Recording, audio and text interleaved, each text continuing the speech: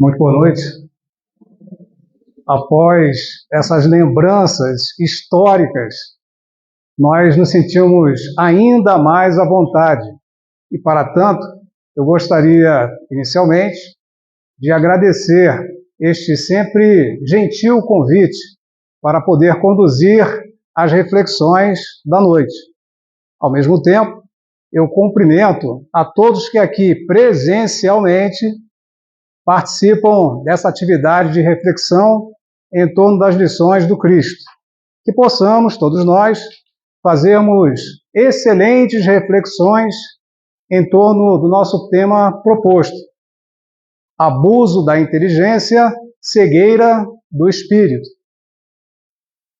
Quando raciocinamos a respeito do conceito de inteligência, nós descobrimos a amplitude desse conceito. Para termos uma ideia, na Universidade Norte-Americana de Harvard, na década de 80, 1980 e pouco, chegou a tabular aproximadamente 12 tipos de inteligência. Para esse momento, para essa hora, convém compartilharmos alguns desses tipos. Foi verificado, na oportunidade, a existência da chamada inteligência emocional, focada no equilíbrio das emoções. Também foi identificado outro tipo, que é justamente a inteligência ligada à verbalização, balizada pela condição de oratória e pela possibilidade de argumentação. Também foi identificada a inteligência musical, toda ela estabelecida pela arte da música. Além disso, também foram identificadas a inteligência interpessoal, aquela balizada pelo relacionamento entre as pessoas, e, ao mesmo tempo, a inteligência intrapessoal, que é o equilíbrio cognitivo e emocional de cada um de nós. Quando vamos estudar essas inteligências, nós descobrimos alguns pontos em comum que são identificados dentro desses vários tipos de inteligência. Também, para a nossa exposição de hoje, para as nossas reflexões, é interessante destacarmos alguns deles. Destacamos, portanto, a condição comum de abstrair ideias. O ser que caminha aceleradamente no processo natural de desenvolvimento da inteligência olha para uma estrela no céu e ele consegue desenvolver por si só a condição de estabelecer uma ideia nova. Além disso, pode também compreender uma linguagem, compreender uma ideia que já existe, ele pode aprender o que quer que seja, e aí vem a parte mais significativa para essa noite. Também é possível aprender a aprender. Essa última parte, aprender a aprender, não é uma ideia de todo nova. Quando nós nos reportamos aos antecedentes, às origens desse pensamento, nós descobrimos que uma obra intitulada Choque do Futuro, de autoria de Alvin Toffler, um historiador futurista, escritor norte-americano, desenvolveu nessa obra Choque do Futuro diversas ideias que tratam do aprender a aprender. Gostaríamos de destacar um parágrafo dessa obra significativa. E, destacando esse parágrafo, enunciamos o seguinte, conforme Alvin Toffler nos legou o ensinamento. O analfabeto do século XXI não será aquele que não sabe ler ou escrever. Será aquele que não sabe aprender, que não sabe desaprender e que não sabe reaprender. Essa última parte é bem importante. Vamos repetir? Será aquele que não sabe aprender, que não sabe desaprender e que não sabe reaprender. São tarefas difíceis. Para que a pessoa possa olhar para o espelho e dizer: preciso desaprender isso, é necessário que eu aprenda aquilo, convém que eu, de alguma forma, reaprenda algo que esqueci, que eu virei de costas, que eu não estou dando mais atenção, é necessário que o ser conheça-se muito bem. Aí, nesse ponto, nós temos a primeira grande contribuição da nossa doutrina espírita para a evolução do pensamento religioso. Nós podemos encontrar nessa contribuição, dentro do nosso Livro dos Espíritos, particularmente na questão 919, uma pergunta muito voltada para o que estamos aqui conversando. Allan Kardec, o eminente codificador da doutrina, pergunta para os benfeitores espirituais: qual o meio prático mais eficaz de se melhorar nessa vida e de se resistir à atração do mal? A espiritualidade respondeu. Um sábio da antiguidade bolou disse: conhece-te a ti mesmo. Santo Agostinho, espírito, manifestou essa grande orientação, mostrando para todos nós a importância de termos o melhor conhecimento sobre nós mesmos. Com esse perfil meio prático, mais eficaz, também temos a liberdade de olharmos aquilo que fazemos todos os dias, de forma simples e eficaz. E nesse momento, agora, aqui na palestra, nós encontramos um meio simples e eficaz, simbólico, de conseguirmos conhecermos a nós mesmos e melhorarmos de uma maneira bastante significativa a nossa condição espiritual. Que meio é esse? É o sistema respiratório, um meio prático, eficaz. Nós absorvemos oxigênio e eliminamos gás carbônico. Que tal fazermos isso nas lições da vida, nos ensinamentos, nos aprendizados? Seria muito interessante assimilarmos, retermos aquilo que é bom, útil, justo e correto e eliminarmos aquilo que não faz bem mais, não é bacana para todos nós, não é interessante, retarda o nosso desenvolvimento espiritual e causa diversos outros danos colaterais. Seria muito interessante, é algo prático, é algo eficaz. Mas cabe alguns alertas para evitar o abuso da inteligência. Vamos aos alertas. Nem tudo que é novo é bom. É preciso termos esse cuidado, é preciso termos essa atenção da distinção. E hoje, dentro da nossa exposição, que procura valorizar a inteligência responsável, convém destacarmos que encontramos na atualidade, como encontramos há bastante tempo na história humana, diversos sofistas, que são especialistas na arte de falar, na arte de convencimento, mas que trabalham com falácias. O que são falácias? São argumentos não válidos. Falácias são mentiras com contornos de verdade. Porque se não tiver um contorno de verdade, fica difícil nós assimilarmos. Vamos a um exemplo que é importante. Quando alguém nos diz, hoje choveu muito e a grama ficou molhada. Conclusão, a chuva molhou a grama. Ok. No dia seguinte, a grama está molhada. Aí alguém diz, choveu, a chuva molhou a grama. Não, ela pode ter sido irrigada, um cano qualquer de transporte de água pode ter quebrado, várias coisas podem ter acontecido. Então precisamos ter cuidado com as falácias, ou seja, mentiras com contornos de verdade. Também, em termos de doutrina espírita, educação espírita, às vezes encontramos algumas mensagens, por exemplo, da seguinte forma. Um dos pontos básicos da doutrina espírita é a comunicabilidade dos espíritos. Ok.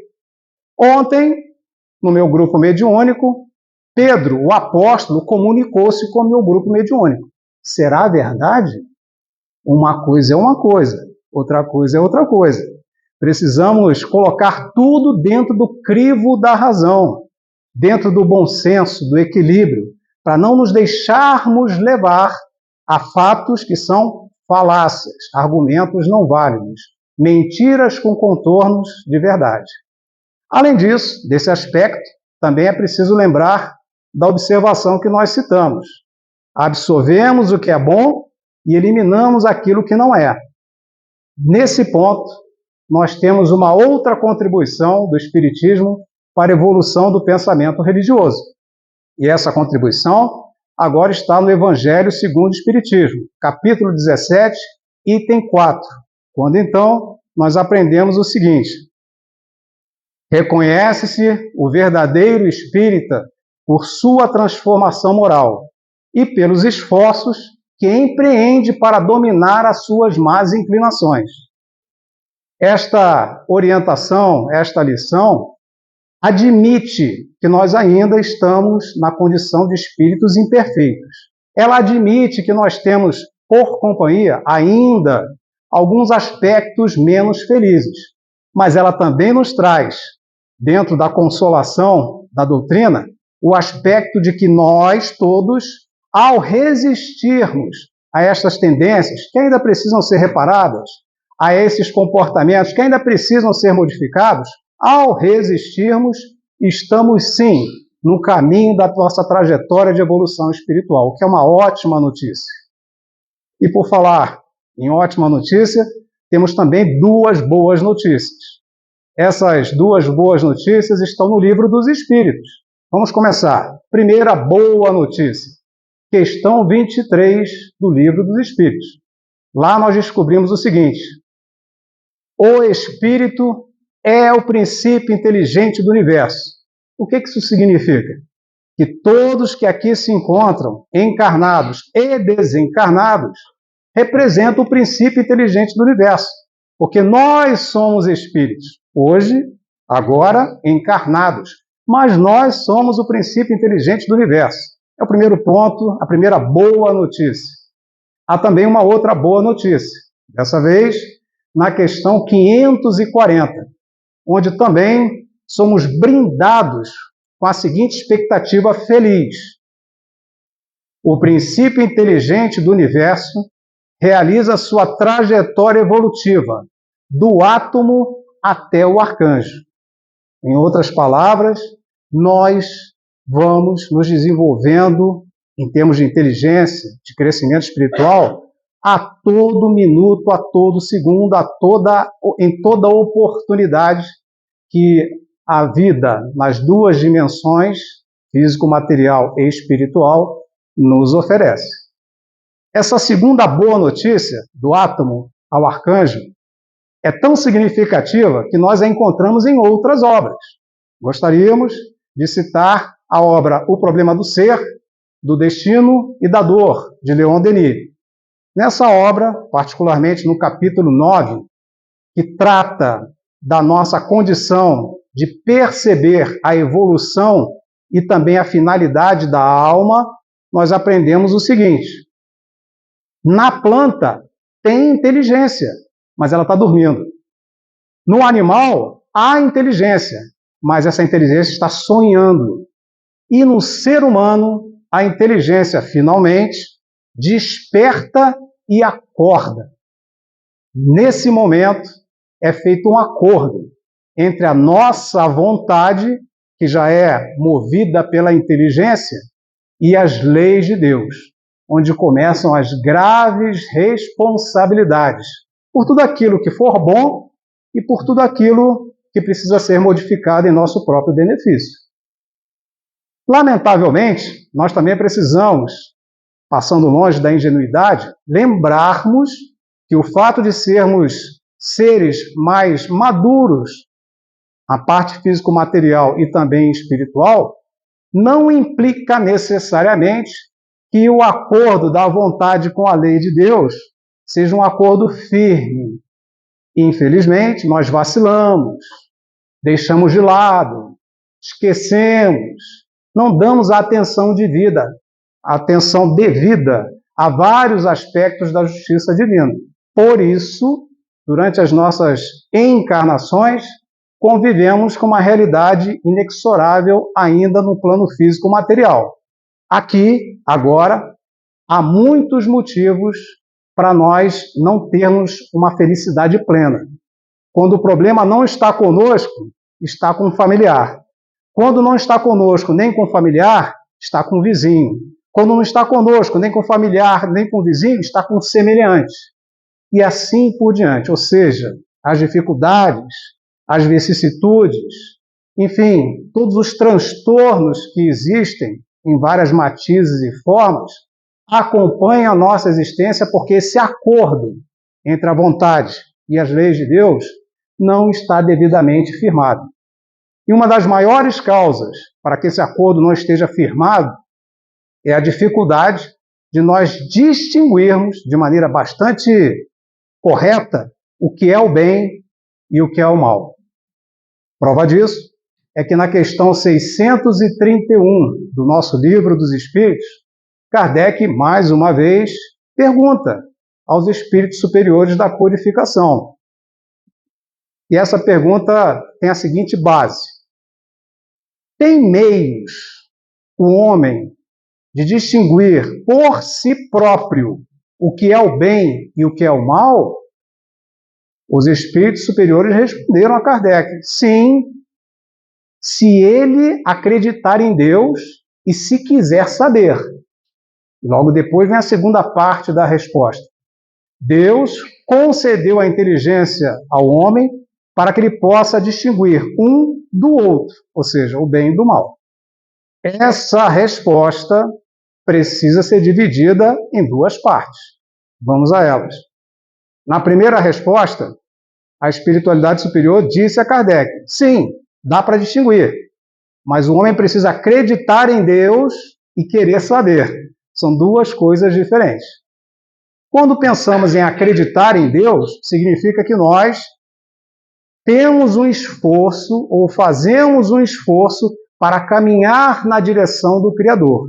E aí, nós nos reportamos à obra O Consolador, onde então o autor espiritual da obra, Emmanuel, através da psicografia de Chico Xavier, nos ensina o seguinte, na pergunta 204, que também é um ensinamento. Nela, nós somos informados do que se segue. O ser humano que acredita em Deus irá aproximar-se dele por meio de duas asas: a asa do sentimento e a asa da sabedoria. Dentro das nossas linguagens ainda precárias, podemos sim chamar a asa do sentimento de adiantamento moral e a asa da sabedoria de adiantamento intelectual. São as duas asas. Porém, há uma diferença significativa entre as duas. Uma tem superioridade sobre a outra.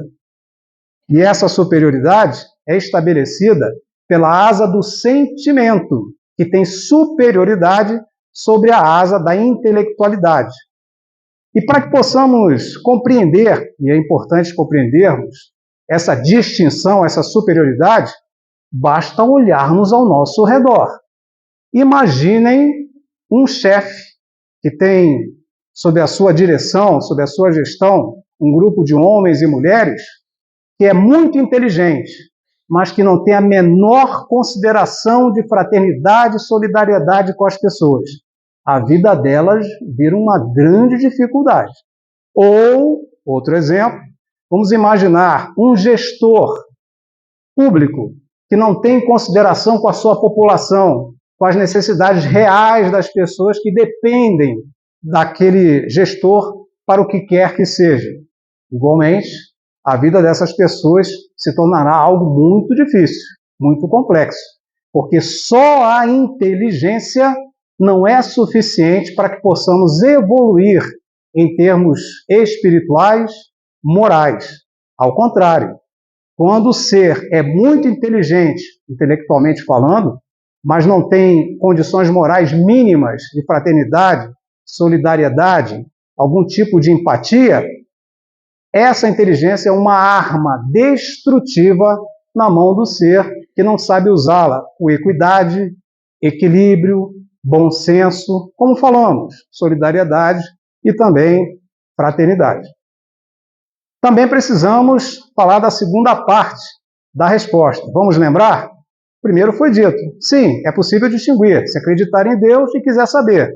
E logo depois vem o complemento. Deus concedeu a inteligência para que o ser humano, o homem, possa distinguir um do outro, o bem do mal.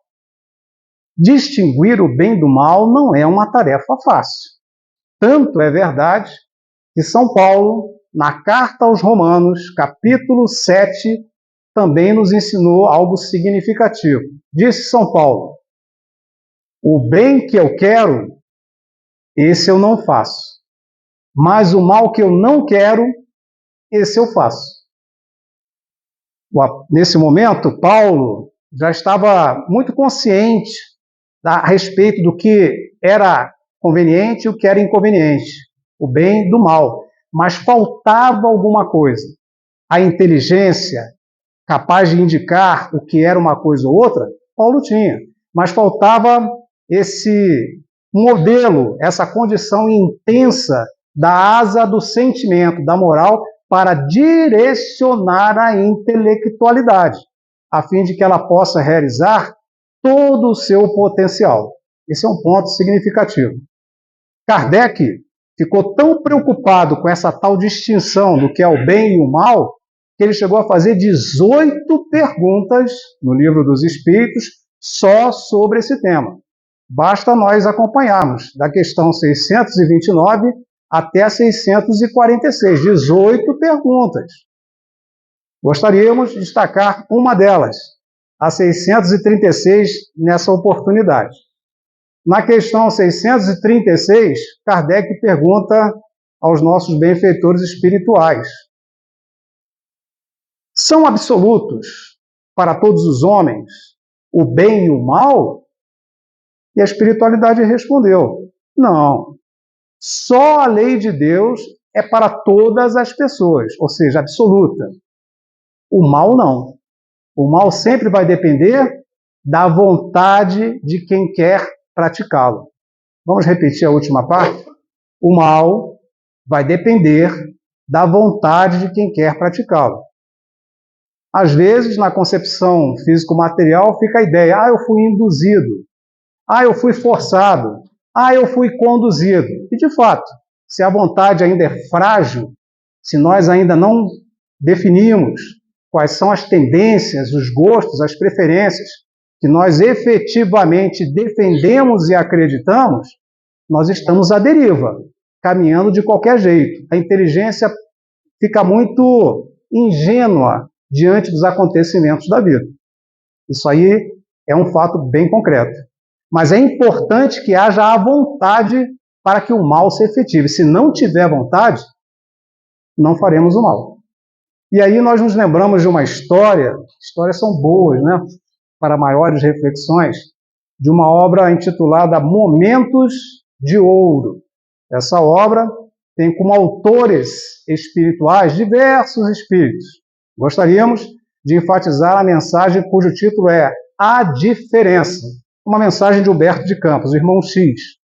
E eu vou aqui, a meu modo, a minha maneira, sem decorar, transmitir a todos as principais ideias da mensagem A Diferença. Bezerra de Menezes estava fazendo uma palestra, mais ou menos algo parecido com o que estamos fazendo aqui. Em dado momento, após acabar a sua palestra, ele cedeu a palavra aos participantes, perguntando se alguém tinha alguma pergunta. Alguém levantou um braço. Aí ele cedeu a palavra. Quem levantou o braço disse: Bezerra, eu vou ser bem sincero, eu acho que eu não deveria mais me apresentar como espírita. Sabe por quê? Muitas vezes eu me vejo invadido pela inveja que eu tenho de várias pessoas. Não raro, eu às vezes quero retribuir o mal com mais mal.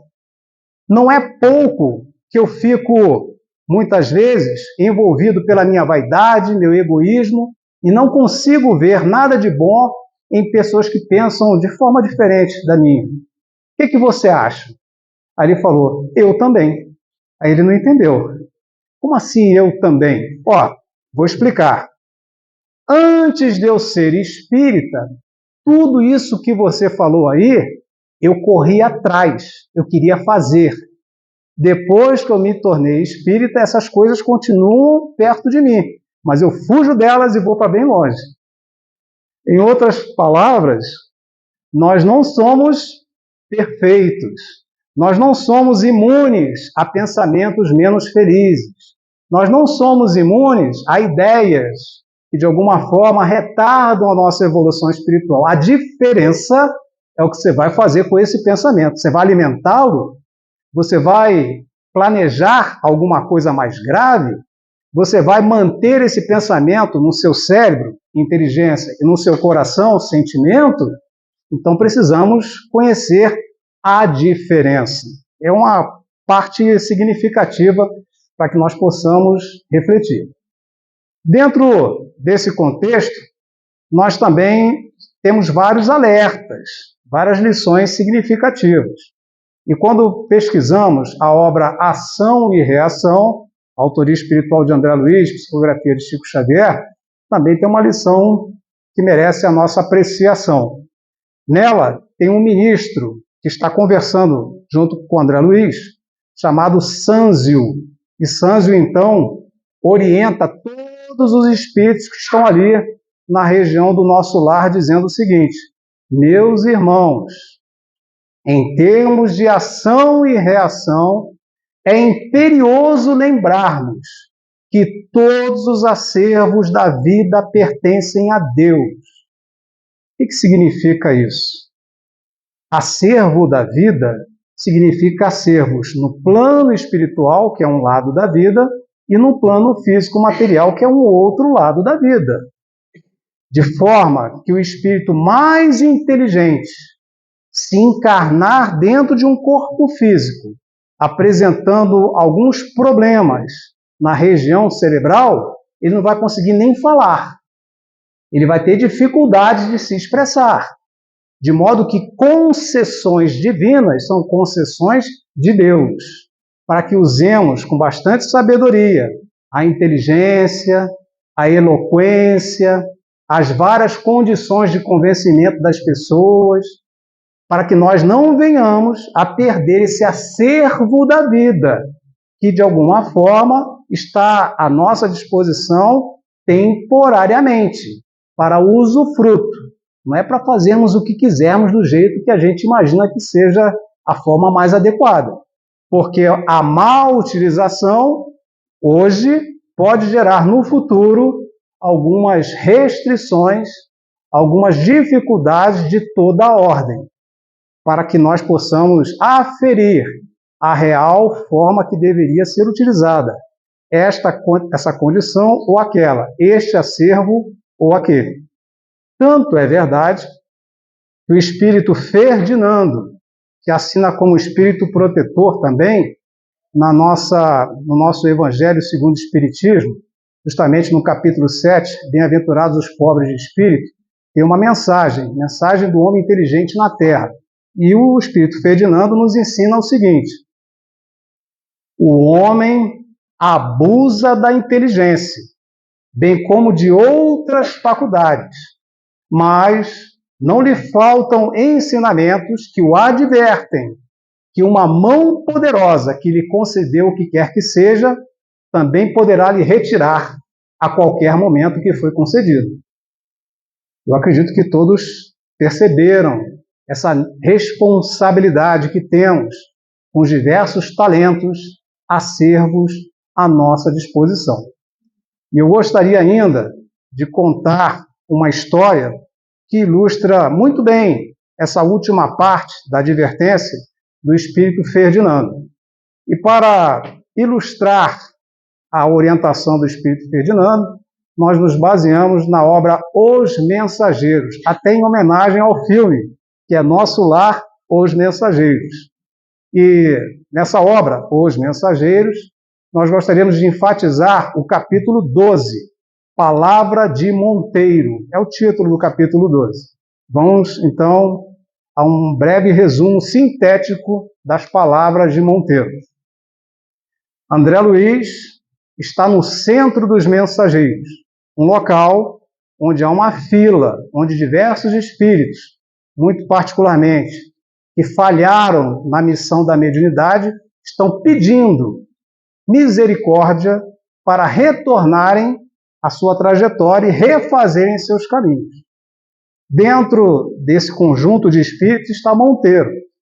E André Luiz, dentro da sua característica de investigação e produção do conhecimento, se aproxima de Monteiro e pede para ele contar a história. Por que você está aqui pedindo essa nova oportunidade? E Monteiro conta para ele: meu irmão, eu já estive aqui no Centro dos Mensageiros, pedi para ir à Terra na condição de médium, de possibilidades ostensivas, e foi concedido.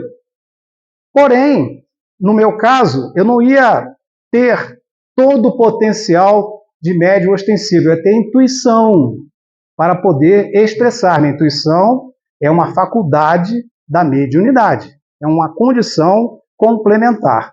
Então, nasci numa família espírita religiosa, minha família tinha dinheiro, posse, eu consegui estudar, nunca faltou dinheiro para nada de estudo. Cedinho já fui para uma casa espírita e comecei a trabalhar na casa, toda a espiritualidade ajudando ele.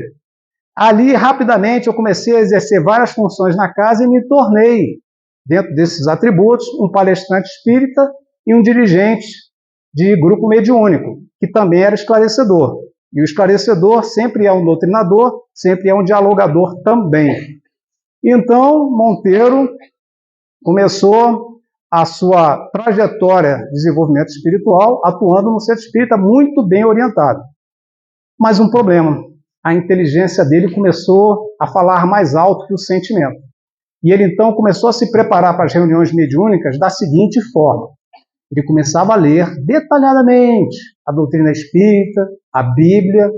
Quando ele encontrava na mesa mediúnica um espírito que se comunicava e que era, por exemplo, um perseguidor, desenvolvendo a obsessão em várias vítimas, ele fazia questão de mostrar para o obsessor que ele era um criminoso, que ele ia pagar caro por cada tentativa que ele fazia para atrapalhar a vida. Ele não manifestava para o espírito nem um pouco de consolação, nem um pouco de esclarecimento, apenas o repúdio e a acusação de que ele iria pagar caríssimo. Quando era um espírito sofredor, por diversas razões, ele mostrava como ele perdeu a encarnação, como ele falhou, como ele tinha que se arrepender. Mais uma vez, nada de esclarecimento, nada de consolação. Outro detalhe, Monteiro era também um palestrante. E ele, durante uma exposição, como essa que nós estamos aqui, umas pessoas estavam jogando bola, porque ele fazia palestra, inclusive, em horários da tarde. Aí ele parava a palestra, chamava a atenção das crianças que estavam jogando bola, e depois vinha. Sabe qual era o tema da palestra? Paciência. Esse é um fato. Aí, Monteiro, em outro momento, numa outra palestra, ele contando. Aí ele estava fazendo uma palestra, daqui a pouco algumas crianças que estavam no colo das mães começavam a chorar. Ele parava a palestra e chamava a atenção das mães. Vocês têm que ter mais educação. Como é que vocês trazem essas crianças aqui? Está atrapalhando todo mundo. Sabe qual era o tema da palestra? Serenidade. E o médium, o espírita, e isso é difícil para todos nós, ele deve se convencer, de alguma forma, que ele não é médium, ele não é espírita só naquele momento do centro espírita. Esse aqui é a dificuldade. Ele é médium, ele é espírita 24 horas por dia, inclusive no trânsito em Brasília. Inclusive no trânsito em Brasília. Em consequência, o Monteiro, que tinha uma vida financeira muito agradável, que é um acervo que Deus concede a alguns de nós, ele tinha uma quantidade significativa de dinheiro, de recursos. E ele era vendedor. Ai de quem atrasasse uma promissória com o Monteiro. Os advogados tinham ordem para entrarem com uma ação imediatamente e colocar, no mínimo, na cadeia qualquer um que atrasasse qualquer prestação. Várias pessoas pediam para ele clemência, se não podia esperar um mês, um tempinho. Ele era inclemente. O próprio Monteiro fala que ele se descuidou muito da saúde. Veio a angina e ele desencarnou.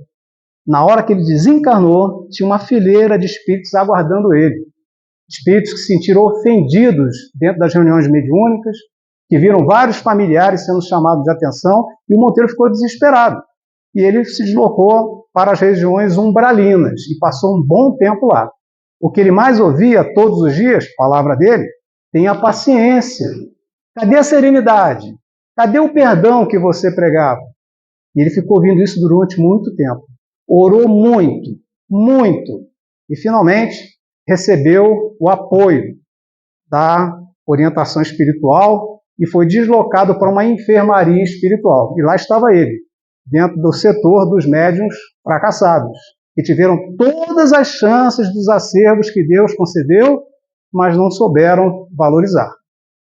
Primeira coisa que o Monteiro fez quando ficou hospitalizado: eu quero falar com a ministra venerável agora.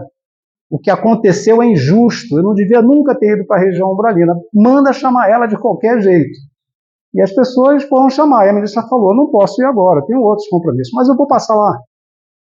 Depois de um certo tempo, o Monteiro estava descansando nessa convalescença, aí a ministra resolveu aparecer.